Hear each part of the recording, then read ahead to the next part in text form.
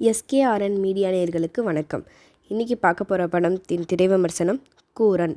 இயக்குனர் S A. Chandrasekar, Y G. Mahendran, Saravana Subbaiah, Sathyan, Balaji Sakthivel, George Mariyan, Kavitha Bharathi, Indraja, Robo Shankar மற்றும் பலர் நடித்துள்ளனர். திரைக்கதை வசனம் எஸ்.ஏ. சந்திரசேகர். இப்படத்தை அறிமுக இயக்குனர் நிதின் வேமுபதி இயக்கியுள்ளார். மார்ட்டின் தன்ராஜ் ஒளிப்பதிவு செய்துள்ளார். சித்தார்த் விபின் இசையமைத்துள்ளார். கலை இயக்கம் வனராஜ்.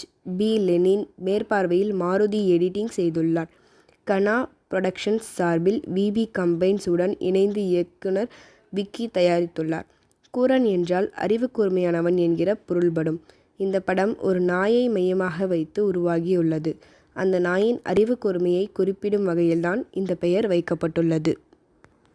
ஓய்வு பெற்ற நீதிபதியான ஒய்.ஜி. மகேந்திரன் தனது வாழ்க்கை அனுபவங்களை ஒரு நேர்காணலில் கூறுவதாக படம் தொடங்குகிறது.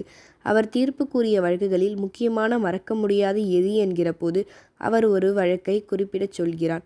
அது ஒரு தாய் தனது குழந்தையை சில ஆணவக்காரர்களின் வாகனத்தால் அடித்து கொல்லப்பட்டதற்கு நீதி கேட்ட பயணம் என்கிறார். தாய் என்றதும் நேர்காணல் செய்பவர் மனிதரின் கதையை என்று ஒரு பெண்மணியை நினைத்து கொள்கிறார். அவரது பார்வையில் ஒரு பெண் காவல் நிலையம் வருவதாக காட்சி வருகிறது. ஆனால் பிறகு அது ஜான்சி என்ற பெயர் கொண்ட ஒரு நாய் என்று பார்வையாளர்களுக்கு புரியும்படி கதை சொல்கிறது. கொடைக்கானலில் ஜான்சி என்கிற நாய் தனது குட்டியுடன் சாலையில் சென்று கொண்டிருந்த போது தன் கண்ணெதிரேயே ஒரு குடிகார கும்பல் காரை விட்டு ஏற்றி கொண்டு விட்டு பறந்து செல்கிறது. அந்த தாய் நாய் குரைத்து கொண்டே காரை துரத்தி செல்கிறது. தனக்கான நீதி கேட்டு காவல் நிலையம் செல்கிறது. அங்கே அது துரத்தி அடிக்கப்படுகிறது. இருந்தாலும் அங்கேயே படுத்து கொள்கிறது. அதன் பிறகு வழக்கறிஞர் எஸ்.ஏ. சந்திரசேகர் வீட்டுக்கு செல்கிறது. காவலாளி அங்கேயும் அதை விரட்டி அடிக்கவே மீண்டும் மீண்டும் வந்து பார்க்கிறது. அதை கவனித்த எஸ்.ஏ.சி. அது ஏதோ சொல்ல விரும்புகிறது என்று அதன் உணர்வுகளை கவனிக்கிறார். அது வாயில்லா ஜீவன் என்றாலும் அது தனது கதையை அவர் உணரும்படி செய்கிறது. அதை தொடர்ந்து சென்று குட்டியை இழந்த தன் கோபத்தையும் சோகத்தையும் புரிந்து கொள்கிறார். தர்மராஜ் என்கிற புகழ்பெற்ற வழக்கறிஞராக இருக்கும் எஸ்.ஏ.சி. அந்த நாய்க்காக வாதாட வருகிறார். பல்லாண்டுகளாக நீதிமன்றத்தில் வாதாடாமல் இருந்தவர் அந்த நாய்க்காக களத்தில் இறங்குகிறார். அதன் கண்ணீரும் நியாயம் கிடைக்கச் செய்வதாக அந்த நாயிடம் உறுதியளிக்கிறார். அதன் குட்டியை இரக்கமில்லாமல் கொன்ற குற்றவாளிகளை கண்டுபிடிக்க அந்த வழக்கை எடுத்து கொள்கிறார். அவர்களை கண்டுபிடிப்பதற்கும் அதை நீதிமன்றத்தில் நிரூபிப்பதற்கும் அவர் போராடுகிறார். இறுதியில் வாயில்லா ஜீவனின் குரலுக்கு நீதி கிடைத்ததா, அதற்கு அவர் என்ன செய்கிறார் என்கிற போராட்டத்தின் பயணம்தான் இந்த 110.27 நிமிட கூரன் படத்தின் கதை. திரைப்படங்களில் விலங்குகளை மையப்படுத்தி ஏராளமான கதைகள் வந்துள்ளன.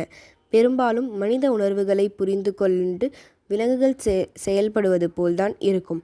ஆனால் இதில் அந்த நாயின் உணர்வுகளை புரிந்து கொண்டு மனிதர்கள் செயல்படுவது போல் காட்சிகள் உள்ளன. இதனை வித்தியாசமான கதையாக உணரலாம். படத்தின் கதை தொடங்கி செல்ல ஒரு நாயின் உணர்வுகளை பார்வையாளர்களிடம் சென்று சேர்க்கும்படி எப்படி காட்டுவார்கள் என்கிற ஒரு கேள்வி நமக்குள்ளே எழுகிறது. ஆனால் போக போக அடுத்தடுத்த காட்சிகளில் அதற்குரிய பதில் கிடைத்து விடுகிறது. காட்சிகள் நகர நகர அந்த நாயுடன் நாமும் பயணம் செய்ய ஆரம்பித்து விடுகிறோம். அந்த நாய் ஏன் இவ்வளவு அறிவாக இருக்கிறது என்று யோசித்து பார்க்கும்போது அதற்கு ஒரு முன்கதை விரிகிறது. சில ஆண்டுகளுக்கு முன் பைரவா என்கிற பெயரில் தீவிரமான துப்பு துலக்கும் நாயாக அது இருக்கிறது. குற்றவாளிகளை மோப்பம் பிடித்து கண்டுபிடிப்பதில் புத்திசாலியாக இருந்தாலும் அங்கேயே அதன் வாழ்க்கையில் வாழ்வா சாவா போராட்டத்தில் இருக்கிறது. அதை அரவணைத்து வளர்க்கும் சரவண சுப்பையா அதன் உயிருக்கு அச்சுறுத்தல் இருப்பதால் அதை காப்பாற்றுவதற்காக எங்கேயாவது சென்று பிழைத்து கொள் என்று காட்டுக்குள் துரத்தி விடுகிறார். அப்படி தப்பி வந்த நாய்தான் கொடைக்கானலுக்கு வருகிறது என்று ஃப்ளாஷ்பேக் முடிகிறது. அப்படி சென்றுதான் கொடைக்கானல் காவல் நிலையத்தில் இறந்த தனது குட்டிக்காக அந்த நாய் முறையிடுகிறது. படத்தின் முதல் பாதி சற்றே மிதமான வேகத்தில் பயணிக்கிறது என்றாலும் இரண்டாம் பாதியில் அந்த வழக்கு நீதிமன்றத்தை அணுகும்போது கதையில் சூடு பிடிக்கிறது. அதன் பிறகு பரபரவென படம் நகர்ந்து முடிவை எட்டுகிறது. கூரன் படத்தில் வழக்கறிஞர் தர்மராஜ் என்கிற பாத்திரத்தில் எஸ்.ஏ. சந்திரசேகர் நடித்துள்ளார். நடிகராக அவர் தோன்றிய படங்களில் இதை குறிப்பிடத்தக்க பாத்திரம் என்று கூறலாம். அவரது மிடுக்கமான தோற்றம், பொருத்தமான உடல் மொழி, வசன உச்சரிப்பு, மிகையற்ற பாவனைகள் அந்த பாத்திரத்திற்கு உயிரூட்டுகின்றன. ஒரு நடிகராக இனி அவர் இது மாதிரி தேர்ந்தெடுத்த பாத்திரங்களில் நடிக்கலாம். நீதிமன்ற காட்சிகளில் வாத பிரதிவாதங்கள், தண்டனை சட்டங்கள், சட்ட உட்பிரிவுகளை பற்றி எல்லாம் காட்சிகள் வரும்போது எஸ். ஏ. சந்திரசேகரனின் சட்டம், ஒரு இருட்டறை, நீதிக்கு தண்டனை போன்ற பழைய படங்களின் நீதிமன்ற காட்சிகள் நினைவுக்கு வருகின்றன. அதே பரபரப்பான எஸ். ஏ. சந்திரசேகரை மீண்டும் பார்ப்பது போல் உள்ளது. காரை நாயின் மீது ஏற்றி கொன்ற ரஞ்சித் ராஜாவின் தந்தையாக கவிதா பாரதி வருகிறார். வழக்கம் போல எதிர்மறை நிழல் விழுந்த பாத்திரம், கேலி பேச்சு, எரிச்சலூட்டும் உடல் மொழி என்று அந்த பாத்திரத்தில் நடித்துள்ளார். அவருக்காக வாதாடும் வழக்கறிஞராக பாலாஜி சக்திவேல் வருகிறார். வழக்கின் முக்கியத்துவம் கொண்ட எதிர்பாராத பாத்திரத்தில் ஜார்ஜ் மரியான் நடித்துள்ளார். நாயின் குரைப்பு ஒலியை மொழிபெயர்க்கும் பாத்திரத்தில் சத்யன் வருகிறார். எஸ். ஏ. சந்திரசேகருடன் குருவே குருவே என்று கூடவே இருக்கும் பெண்ணாக இந்திரஜா ரோபோசங்கர் நடித்துள்ளார். நகைச்சுவை இல்லாத குறையை அவரது பேச்சாலும் தோற்றத்தாலும் ஈடு செய்ய முயன்றுள்ளார்.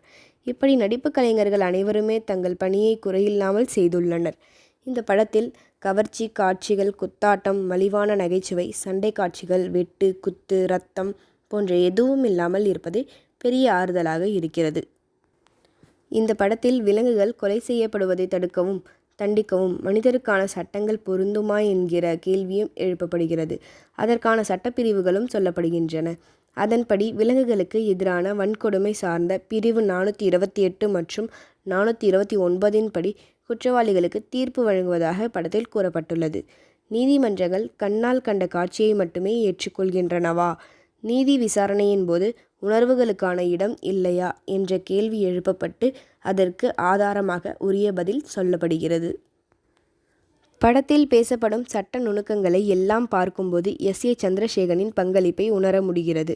படத்தில் ஜார்ஜ் மரியான் பாத்திரத்தின் மூலம் ASP எனப்படும் எக்ஸ்ட்ரா சென்சரி பெர்செப்ஷன் பற்றி, ஏதாவது ஐம்புலன்களை தாண்டி அறியும் 6வது உணர்வை பற்றியும், அதனால் செவி வழியே கேட்கும் குரல்களை வைத்து படிமங்களை வரையும் திறமையும் பற்றி பேசப்படுகிறது.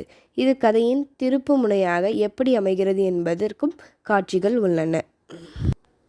கொடைக்கானல் மலைப்பிரதேசம் என்கிற பின்புலம் பசுமையும் நீளமும் கலந்து காட்சிப்படுத்தலுக்கு ஏற்றதாக அமைந்து காட்சிகள் கண்களுக்கு குளிர்ச்சியாக உள்ளன. மார்ட்டின் தன்ராஜ் செய்துள்ள ஒளிப்பதிவில் குறை ஒன்றும் இல்லை. பிசிறு தட்டாத வகையில் படத்தொகுப்பு செய்துள்ளார் மாருதி. படத்தொகுப்பு பணியை மேற்பார்வை செய்துள்ளார் B. லெனின். ஒரு நாய் பற்றிய கதையாக இருந்தாலும் அதன் உணர்வுகளை வெளிப்படுத்தும் வகையில் நன்றாகவே பின்னணி இசையை சேர்த்துள்ளனர் சித்தார்த் விபின். அது மட்டுமல்ல, இனிமையான பாடல்களும் உண்டு.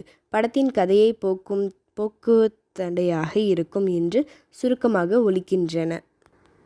மொத்தத்தில் விலங்குகளுக்கும் மனிதர்களிடையே போன்றவை தான் அவற்றுக்கும் இந்த உலகில் வாழ்வதற்கு உரிமை உண்டு.